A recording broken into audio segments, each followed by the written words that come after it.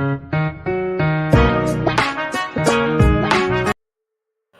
Friends, ನಾನು ಈ ದಿನ ಸಿಹಿ ಅವಲಕ್ಕಿ ಮಾಡ್ತೀನಿ.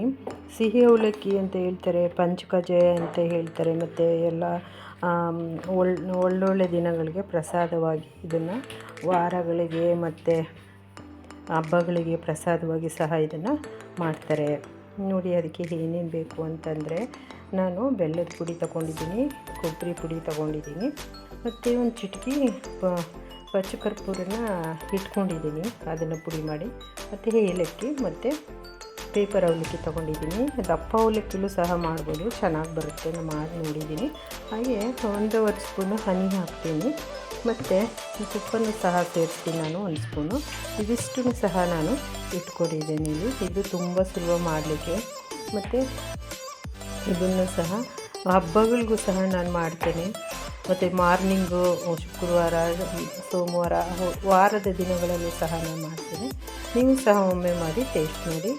ಹಾಗೆ ಮಕ್ಕಳಿಗೂ ಸಹ ಮಾಡಿಕೊಡ್ಬೋದು. ಅವರಿಗೆ ಊಟ ಸೇರಲ್ಲ, ಊಟ ಮಾಡಲ್ಲ, ಆ ದಿನಗಳು ಆವಾಗೆಲ್ಲ ಮಾಡಿಕೊಟ್ರೆ ಖುಷಿಯಾಗಿ ತಿಂತಾರೆ. ಆಯ್ತು.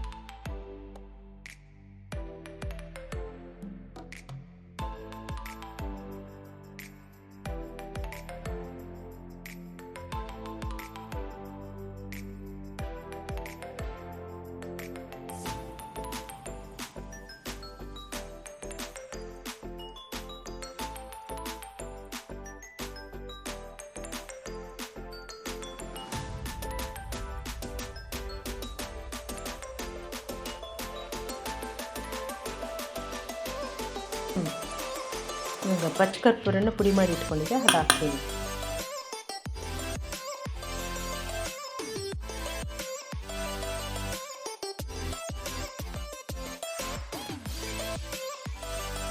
ಹಲೋ ಫ್ರೆಂಡ್ಸ್, ನಾನು ಈ ದಿನ ಸಿಹಿ ಅವಲಕ್ಕಿ ಅಥವಾ ಪಂಚಕಜಾಯ ಎರಡೂ ಸಹ ಹೇಳ್ತಾರೆ, ಇದನ್ನು ಎಲ್ಲ ಒಳ್ಳೆಯ ದಿನಗಳಿಗೆ, ಶುಭ ದಿನಗಳಿಗೆ, ಹಬ್ಬಗಳಿಗೆ, ಮಕ್ಕಳ ಬರ್ತ್ಡೇಸ್ಗೆ ಮತ್ತು ವಾರಗಳಿಗೆ ಇವಕ್ಕೆಲ್ಲ ಸಹ ಮಾಡ್ಬೋದು. ನಾನು ಮಾಡ್ತೇನೆ, ಸೂಪರಾಗಿರುತ್ತೆ. ಒಮ್ಮೆ ಮಾಡಿಬಿಟ್ಟು ಫ್ರೆಂಡ್ಸ್ ನೀವು ಟೇಸ್ಟ್ ನೋಡಿ.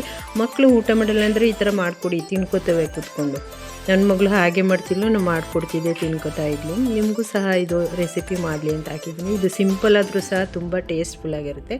ಒಮ್ಮೆ ಮಾಡಿ ಟೇಸ್ಟ್ ನೋಡಿ. ಹಾಗೆ ಲೈಕ್ ಮಾಡಿ, ಶೇರ್ ಮಾಡಿ, ಸಬ್ಸ್ಕ್ರೈಬ್ ಮಾಡಿ, ಹಾಗೆ ಸಪೋರ್ಟ್ ಮಾಡಿ ಪ್ಲೀಸ್ ಫ್ರೆಂಡ್ಸ್.